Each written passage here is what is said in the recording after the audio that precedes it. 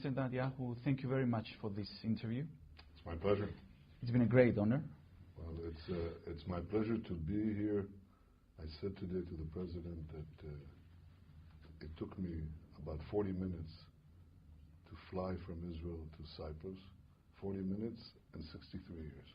It's the first time an Israeli Prime Minister has visited Cyprus. It's long overdue, and I'm very happy to be the first Prime Minister to do so. So your visit establishes a new era in relations between the two countries. How can you describe this new era?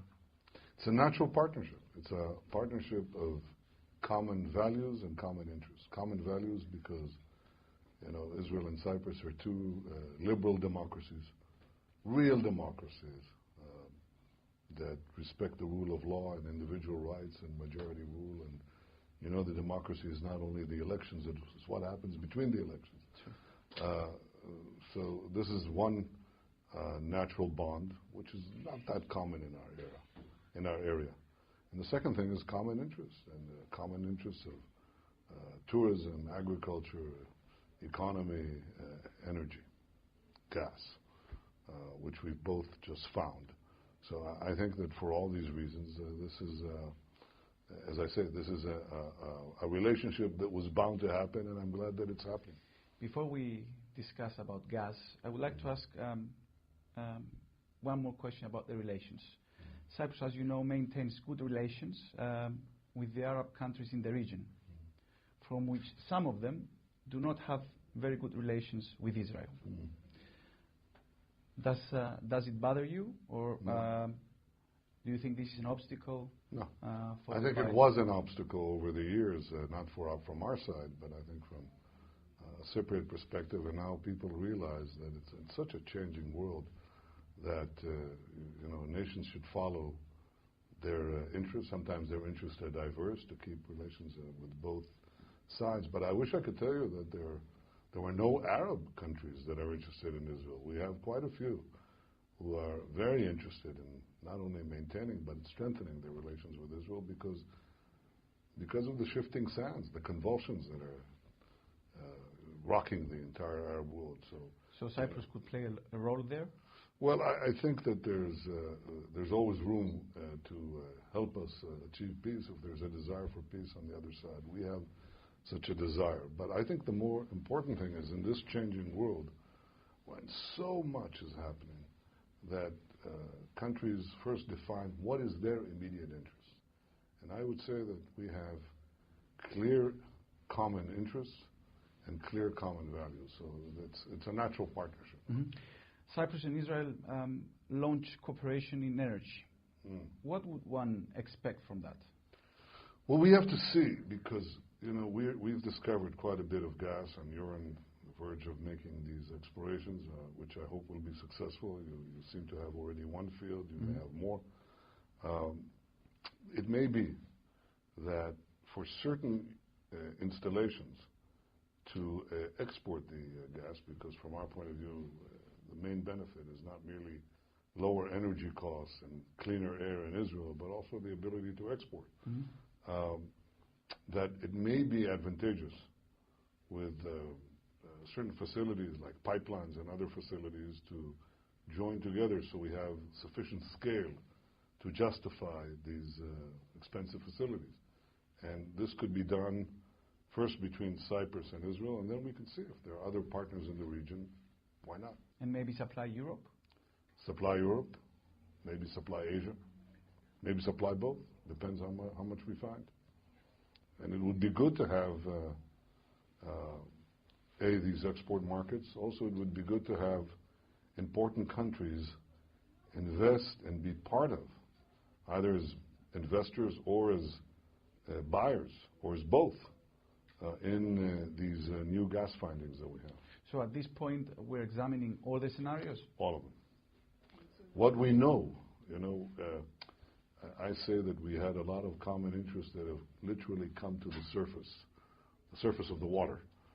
And you know, now we have to take them out of the water, ship them to markets, and we may have a situation where the sum is bigger than the individual parts.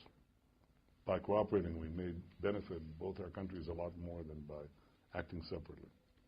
So this is for Israel and Cyprus. Greece is also in the game because there is a revival of relations.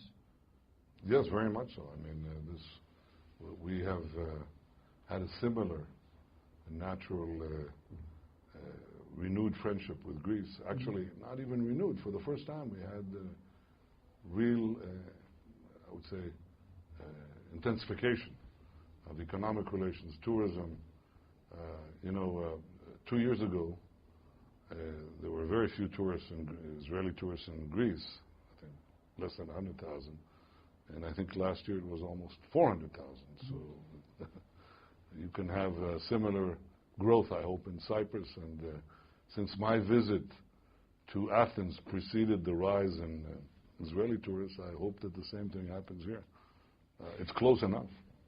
And I invite the Cypriot audience who's listening to us now to come to Israel. A lot of common places, including the origins of Christianity, as you know. According to all information, the relations between Turkey and Israel are in the razor's edge. I wouldn't say that, but I think they were better, and they deteriorated not from our choice. And from our point of view, we'd like to have good relations with Turkey. This is not our choice. It was a Turkish choice. So how do you consider the effort of Turkey to become the big brother of the area?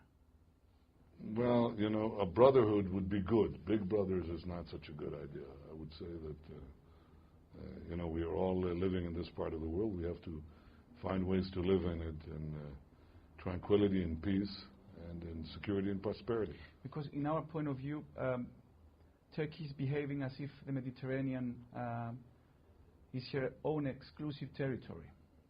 Well, I'm not going to... Even today, I know that you're aware that Turkish aeroplanes were doing military exercises. Well, look, I understand that there are problems. I hope that Cyprus can solve its problems with its neighbors the way we want to solve our problems with our neighbors, which is when we have a dispute, we want to solve it through negotiations, peaceful negotiations, direct negotiations of the parties. That's the way we think our problem should be solved, and that's the way your problem should be solved. That's the way we look at it. Although if we want to make business in the neighborhood, we're supposed to have peace. You're supposed to have peace. We want to see peace. We want good relations with everyone. And I think that my visit here is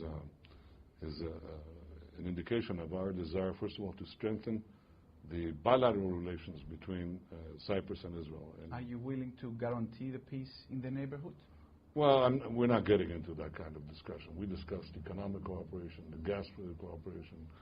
We discussed things like bird watching. I think, why would we be talking about birds? Because birds get into, you have civilian jet planes, and their birds get into the engines, and the planes can fall from the sky. So we're anything from that to the exploration of gas to tourism and so on. I think this is what we're discussing now. Mm-hmm. It's very fruitful. And with Iran, there is a very dangerous background. I've heard you today saying that it's a very dangerous country. It is. Actually, your government believes that Tehran is responsible or behind those bomb attacks of the last weeks or the last days. Yeah, it's not that we believe it. We know it, for sure. They found Iranians. Mm-hmm. So will you respond to that? Iranians, dead Iranians, with Iranian passports. So will you respond to that? Well, it's a problem for the world.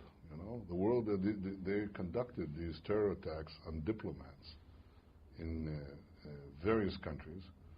Before that, they tried to kill Saudi Arabia's diplomat in the United States. It's a country that has no bounds, literally. I mean, it just breaks every possible international norm. So this is not merely a problem for Israel. It's certainly a problem for Israel. Although now it's threatening Israel. Now it's threatening Israel, but if they have atomic weapons, it'll threaten the entire world. So, we've heard what the international community says, what the United States says, what the European countries say, and many others say, that Iran should not be allowed to have nuclear weapons, and that's correct. That should be the main focus of, I think, of the international community these days. Mm-hmm. So, what's your message to the Cypriots who are watching us right now? It's a message of friendship. It's a message of warmth. We have, in this shifting seas and shifting sands, we have two societies anchored in democratic values with a common heritage. I always say that our civilization, our free civilization, was the result of Greek civilization and Jewish values. Athens and Jerusalem, no disregard for Turkey, no disregard for Cyprus either, no disregard for anyone. But our common Western civilization was based on these two great societies that fused and created this unique civilization. And now it's the most natural thing that Cyprus and Israel and many others are now discovering that we have these natural bonds. And I think it's a very good thing. Good for our values, good for our interests.